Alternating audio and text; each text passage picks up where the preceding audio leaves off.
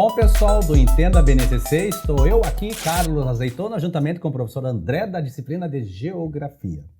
Bom, professor André, infelizmente é o nosso último bloco, né? Pena, Porque né? senão mas, caso vocês se interessem, nada impede de aprofundarmos, né? Geografia no primeiro ano, no segundo ano, terceiro ano. Deixe comentários que, quem sabe, né, professor? Podemos Tem muita coisa para falar. Tem muita coisa, podemos falar aí, quer ver a quantidade? Podemos falar as trocentas habilidades aí, uma por uma, né, professor? Isso. Mas não é o momento agora. Bom, professor, pedimos para o senhor fazer assim as suas considerações, né, em relação, obviamente, à disciplina de Geografia, mas em especial, professor André, dando algumas sugestões, né, aos nossos amigos professores, ou também, não só professores, pais também estão nos vendo, né, sobre a didática e avaliação que necessita na disciplina de Geografia. Não necessariamente o professor de Geografia, né, até porque nos anos iniciais, né, talvez a professora não tenha a sua formação em Geografia. Podemos começar, professor? Então, assim, acho que primeiramente, eu acho que a primeira dica que eu deixo, leia uma base. Porque, assim, é uma coisa simples que acaba acontecendo, sabe, Azeitona? Não é uma coisa difícil, e eu estou fazendo muito isso. É muito fácil você ler e compreender a base. Então, ali, ela vem já... Quando você vai lendo, você vai ver que algumas coisas que a gente já faz, já está mais ou menos no nosso dia a dia. Então, a gente já está caminhando para isso, então a gente começa a ter algumas informações referente a nisso. A segunda que eu acho que a base deixa claro ali é que ela não pode ser uma disciplina mais descritiva. É o começo da base, ela vai falar várias vezes sobre isso, sabe, Azeitona, que ela não pode ser descritiva. Então eu tenho que pensar de uma forma prática. Como que eu vou colocar o ensino da geografia de forma prática para os alunos? Talvez aquela velha, famosa história para todas as disciplinas, né? Aonde eu vou usar isso? E é bem isso. Onde que eu vou utilizar isso? Mas tem como eu colocar. Sim. E às vezes coisas simples que você pode fazer, uma dinâmica, uma brincadeira, uma volta no colégio, qualquer ali, tendo um objetivo e pensando na habilidade que eu quero trabalhar, é uma tremenda avaliação. Então, primeiro assim, que eu acho que tem que começar a pensar da forma prática, esquecer um pouco assim o livro, esquecer um pouco os slides, esquecer um pouco o conteúdo no quadro e começar a colocar um pouco na mão na massa.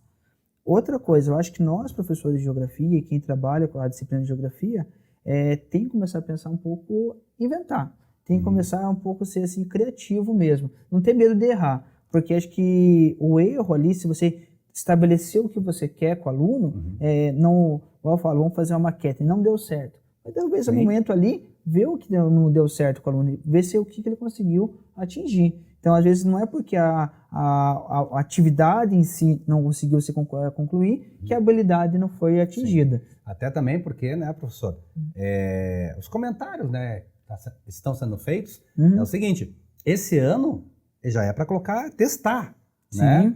2019, afinar.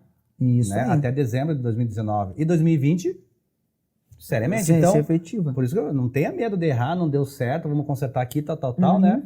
É claro, não é um laboratório de experiência, deixar bem claro, né? Vamos usar. Mas é isso, né, professora? É a escola rever seus processos de avaliação. Sim. Né? Porque senão, assim, minha escola obriga que eu faça 4 provas. Sim. Né? Então, é a questão da escola também rever. Na verdade, a escola vai ter que rever. Porque, assim, da forma que a base apresenta todos os objetos de aprendizagem, as habilidades que devem ser trabalhadas, eu não posso ficar mais amarrado numa prova, somente uma prova objetiva, ou que seja discursiva, ou seja discursiva, objetiva, né? Uma prova de papel ali, não posso mais ficar ali. Ficar só nisso. Ficar ali, porque a disciplina pede que seja uma coisa prática, uma coisa descritiva. Então, como que eu vou trabalhar, talvez, a gente está batendo aqui os exemplos mais comuns, ali, trabalhar uma maquete com o aluno e depois cobrar o que na maquete ali, uma prova descritiva para ele, que ele tem que escrever determinadas coisas. Se ele teve todo um alcance, uma habilidade com ali. E na própria construção da maquete, o professor já está avaliando. Mas é isso, né? Que a não necessariamente colocar no papel, conforme a maquete que nós fizemos, o que você achou? Não achei nada. E colocar ali, por exemplo, escreva o que é relevo. Não, se o cara pegou e fez e consegue identificar ali, é o que precisa. Você não fica aquela coisa de decoreba. Sempre falamos, né, pessoal? A questão mnemônica, a questão de memória, ela é importante. Agora, decoreba por decoreba, não, né, galera? Não é necessário.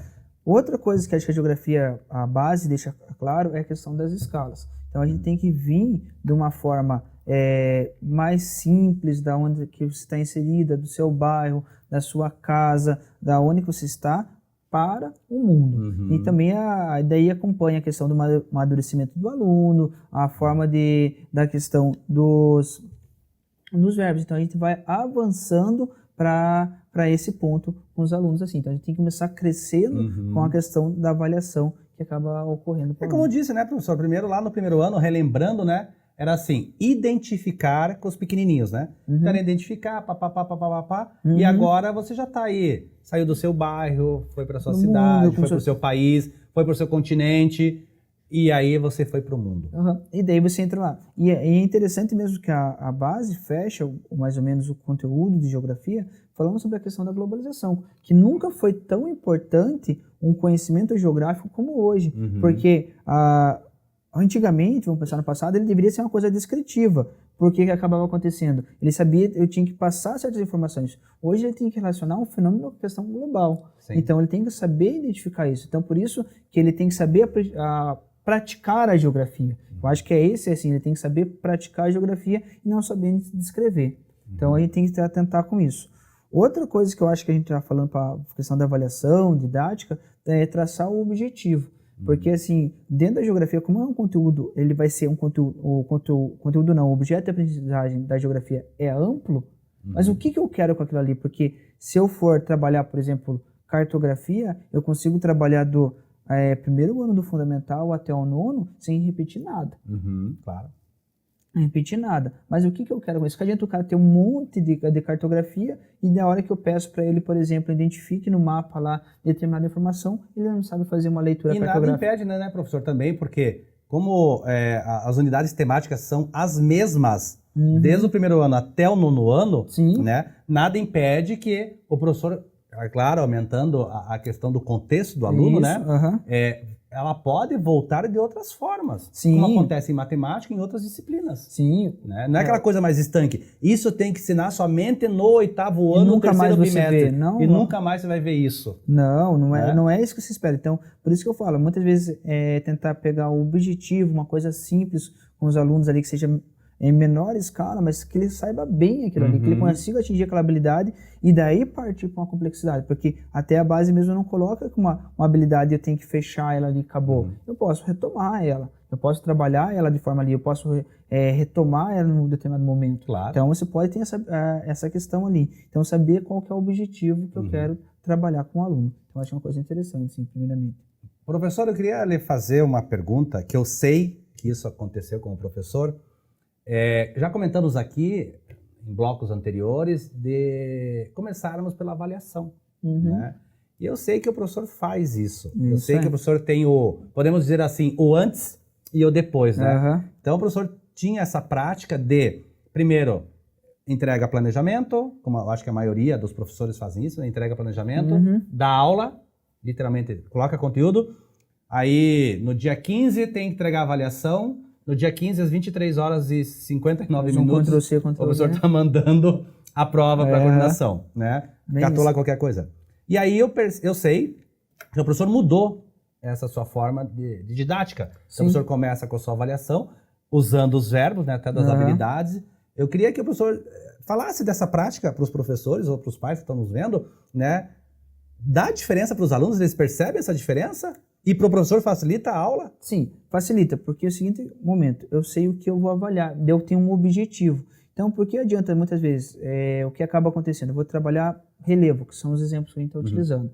Mas o relevo, ele é muito amplo o conteúdo, o objeto de aprendizagem, ele é muito amplo. Então, eu não consigo saber ali. Agora, não, eu quero que ele, por exemplo, o aluno identifique as formas de relevo. Ou, por exemplo, o aluno entenda a questão da mineração relaciona com a questão do relevo, com a questão da geologia. Então eu sei o que tem, eu vou começar a procurar ferramentas para me atingir esse objetivo e aí eu consigo avaliar. Senão, por exemplo, fica uma coisa vaga, porque eu vou lá, e para o aluno mesmo fica vago. Eu fico imaginando, hoje a gente começa a trabalhar dessa forma didática.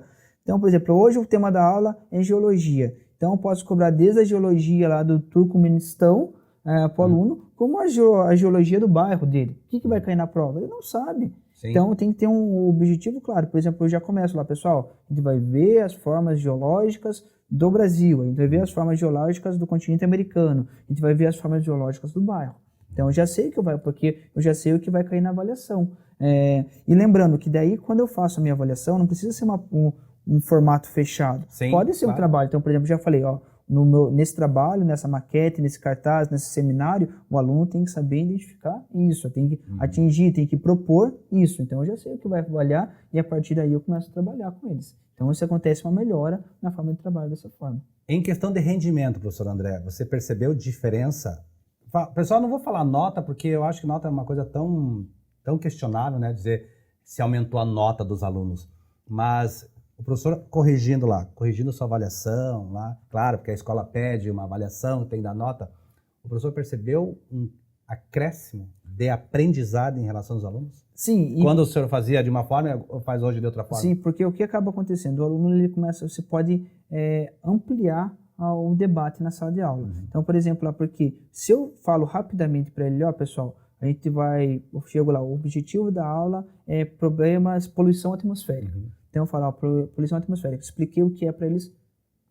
Por exemplo, o que vai ser cobrado na avaliação está ali, ele já sabe. Então, eu tenho, agora o restante da aula é para eles verem o porquê que está acontecendo, propor solução, o que está acontecendo na cidade, o que aconteceu no noticiário. Então, ele começa a ampliar. Então, eu já não fico muito, porque às vezes eu ficava dando aquela volta tremenda para chegar, pessoal, quem quer trabalhar sobre poluição atmosférica. Sim. Falava um monte de coisa para chegar nisso. Agora não, eu posso chegar lá, pessoal, o tema da aula hoje é identificar os poluidores da atmosfera. Pronto, são esses aí, acabou. Mas aí, pessoal, será que, como que eu posso fazer evitar isso? Como que vocês fariam? Vamos imaginar que vocês são os prefeitos da cidade, qual que é a proposta de vocês?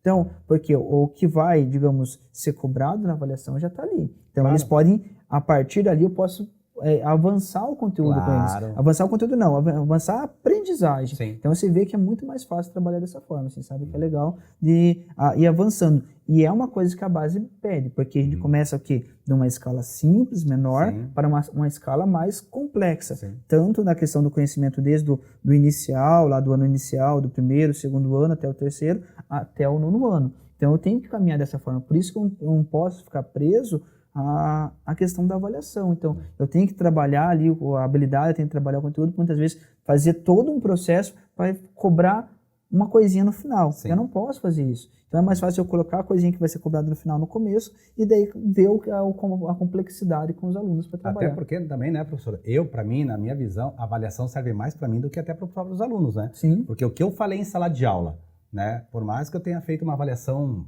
vamos supor, entre aspas, justa, né? Eu não sinto feliz em ver um aluno tirou 3, 4, 5, vamos supor, em nota, né? Aonde eu errei? Será que o tal do PNL eu não usei corretamente, os auditivos, visuais, sinestésicos, digitais? Será que eu só falei para auditivo?